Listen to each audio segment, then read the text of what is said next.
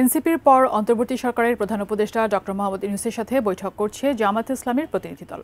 যমুনার সামনে আছেন আমাদের সহকর্মী সাজিদা সুইটি। বিস্তারিত জানতে সরাসরি যুক্ত হচ্ছি তার সাথে। সুইটি, আমরা যতটুকু জানি এরই মধ্যে এখন এই মুহূর্তে জামায়াতে ইসলামীর প্রতিনিধি দল বৈঠক করছে, তবে কিছুক্ষণ আগে এনসিপির বৈঠক হয়েছে এবং তারা একটা ব্রিফও করেছেন। এনসিপির নেতারা কি বলেছেন আপনি যদি সংক্ষেপে আমাদেরকে আরেকবার বলতেন।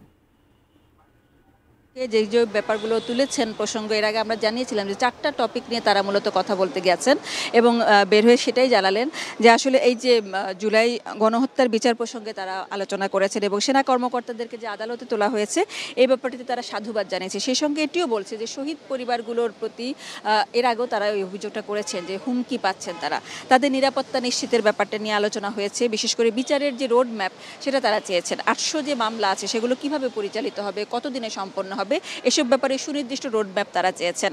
আর জুলাই সনদ প্রসঙ্গে, জুলাই সনদে যেহেতু তারা স্বাক্ষর করেনি, তারা বলছেন যে বাস্তবায়ন কিভাবে হবে সে ব্যাপারটি সুনিশ্চিতভাবে জানার পরে সন্তুষ্টির উপর নির্ভর করবে যে তারা কবে নাগাদ এটাতে সই করবেন। তার মানে সইয়ের আগ্রহ যে তাদের আছে সেটাও বুঝিয়ে দিলেন।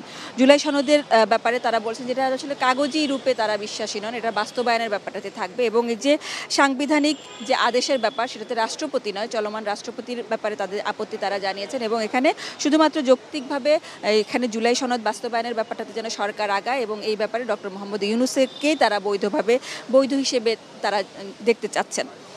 তারপর ইসির ব্যাপারে তাদের বেশ আপত্তি জানিয়েছেন যে কোনো দল, বড় দলের প্রতি তাদের একটু পক্ষপাতিত্ব আছে এবং কোনো দলের প্রতি তাদের বিমাতা সুলভ আচরণ তারা বলছেন। এনসিপি নিজেদেরকে সেই দলেই ফেলছেন, কাতারে ফেলছেন। বিশেষ করে তারা শাপলা বারবার চেয়েছেন কিন্তু শাপলা পাচ্ছেন না কেন সে ব্যাপারে যৌক্তিক কারণ তারা চাচ্ছেন। যে কারণগুলো দেখানো হচ্ছে সেগুলো, সেই যুক্তিগুলো দেখানো হচ্ছে তাদের কাছে যৌক্তিক বা ঠিক মনে হয়নি এবং এই ব্যাপারে বলছেন যে যেহেতু তাদের পক্ষপাতিত্বের ব্যাপারটি রয়েছে, তাদের পুনর্গঠনটা এই মুহূর্তেই খুবই জরুরি বলে তারা মনে করছেন এবং এই ইসির অধীনে তারা নির্বাচনে যেতে ঠিক আস্থা পাচ্ছেন না, এটাই বুঝালেন।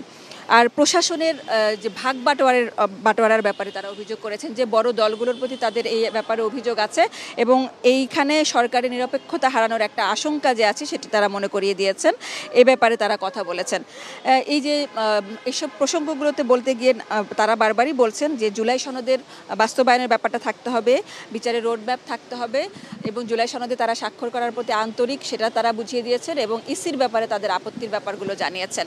এই হলো তাদের আলোচনার মূল সার সংক্ষেপ এবং এখন জামায়াতের প্রতিনিধিরা আছেন ভেতরে, তারা কথা বলছেন।